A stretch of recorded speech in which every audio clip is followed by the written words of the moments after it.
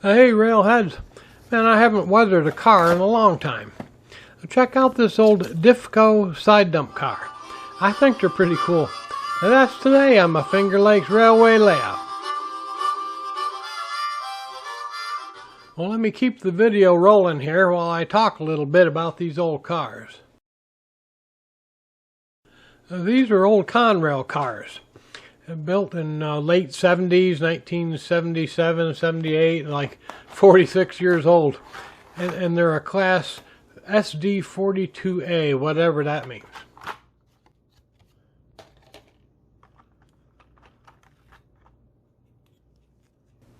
Oh, the dreaded grab irons. And they even give you some of those old-timey, a hook and horn, I think they call them, couplers. A pretty good detail on the bottom. Well, I don't know how old this model is, but it happens to be decorated for Southern, but that's okay. We're just going to paint over all that anyway. And metal wheels, so that's cool. And going back to the prototype photo here for a minute, check out the reporting marks. They've got two different fonts going on here, stencil and non-stencil. I don't think I've ever seen that before. And if you're wondering about the NOCL reporting marks, NOKL, everybody calls it NOCL, it stands for Northwestern Oklahoma Railroad. Farm Rail, that's another short line out there in Oklahoma.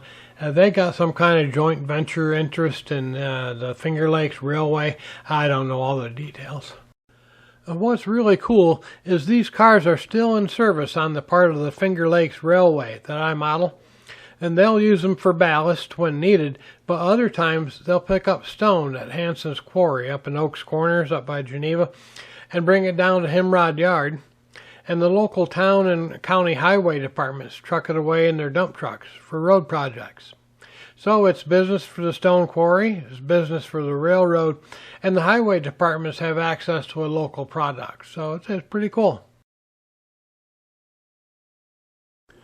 You've probably noticed I like to use pan pastels sometimes. And if you don't seal them, you wipe them off every time you handle the model. A dull coat and other rattle can flat coats, they blow most of it off. So I tried this Sennelier fixative, no sponsor. It's designed for soft pastels. It's made in France. And these Sennelier products have been used by artists like Monet, Gauguin, Picasso, and others. It's a little pricey, $26 for a can on Amazon, but you only use a tiny bit. And it doesn't blow the pan pastels away like dull coat. You still have to be careful and hold the model at arm's length and give it a couple tiny little puffs, but it really works well. Well, here I'm shooting Stynylrez gray primer on the car.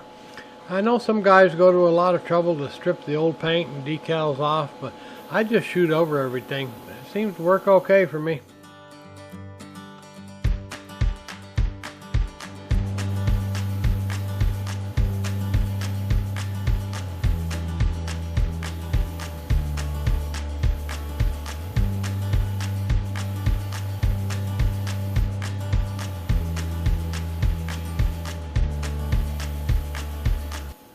Well, I was looking in my decal folder to see what I could use for this car, and I found a set of NOCL decals from Smokebox Graphics. I don't even remember ordering them. And it couldn't have been that long ago, though, because I've only been modeling for 7 years.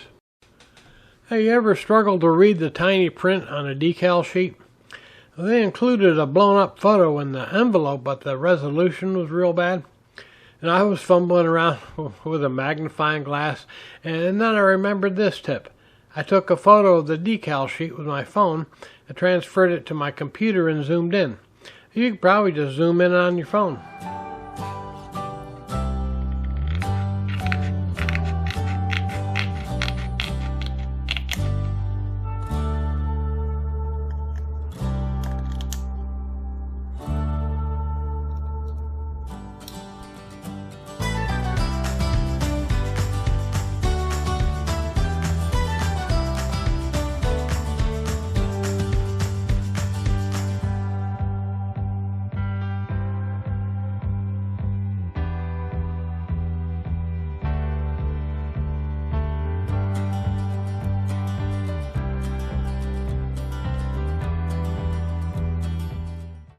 I wanted the car to look old and dirty, so I mixed up a filter and shot it through my airbrush.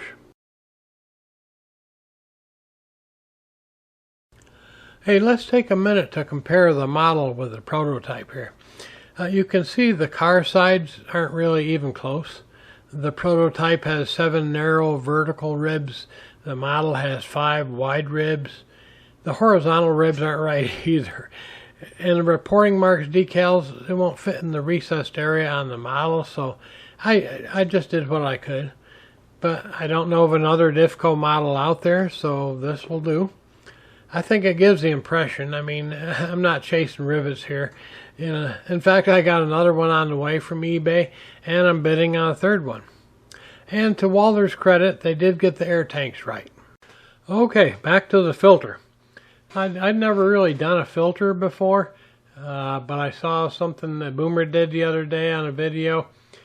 He took some plain isopropyl alcohol and mixed just a little bit of thinned flat earth with a little bit of thinned buff, and shot that through the airbrush. And honestly, I think it came out a little darker than I'd like. Next time I'll use more buff and less earth.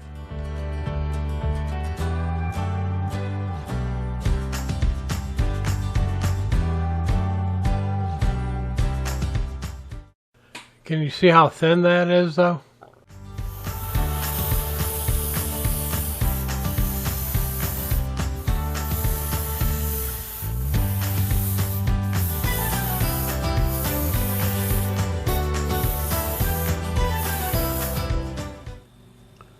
Well, this is after 3 or 4 passes of the filter. Probably should have stopped there, but I didn't.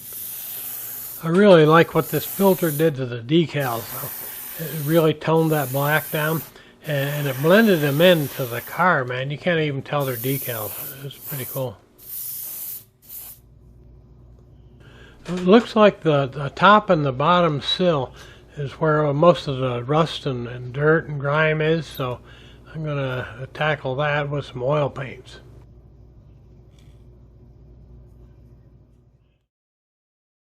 I'll make up some thin oil washes out of these 3 colors of oil paints.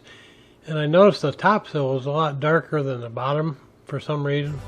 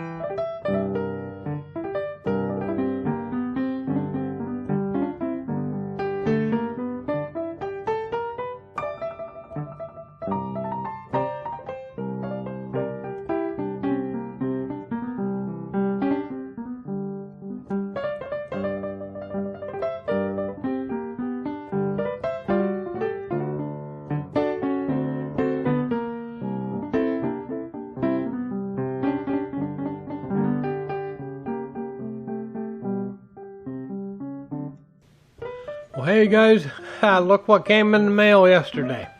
Nice little die-cast Masters front end loader. It's got the bucket scoop on it. I got another nice loader, but it's got a clamshell bucket on it for picking up railroad ties. So I got this one for like 13 bucks off of Amazon. Needs a lot of weathering. That'll be another fun little project. Yeah, here she is shoving back in the yard with a load of riprap.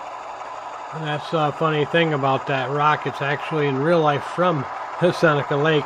I've mentioned that before more than once, but I'm just pretty happy to have it.